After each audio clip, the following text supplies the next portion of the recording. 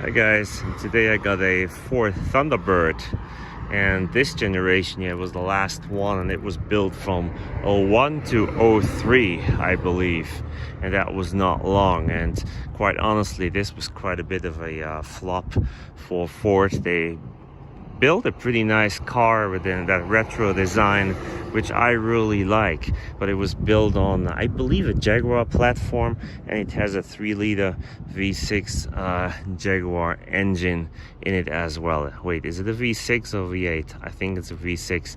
I'll look it up.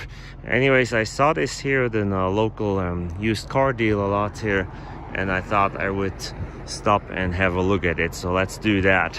I can already see a sticker here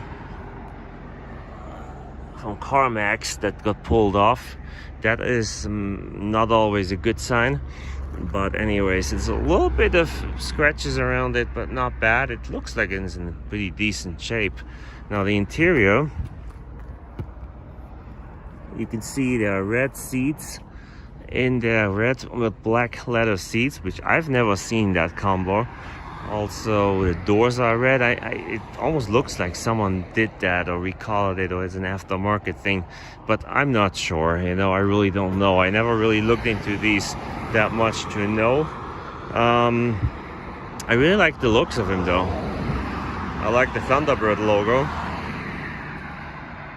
It really is a neat design. I mean, it looks kind of like the old ones, just in small, which was was a good idea. It was a good idea.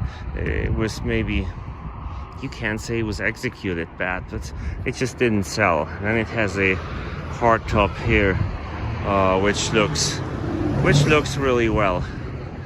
So yeah, just wanted to show you guys this Thunderbird here. What do you think about these Thunderbirds?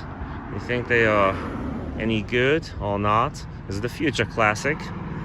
I think it might be. Alright, have a wonderful Sunday. Thanks for watching. Please subscribe.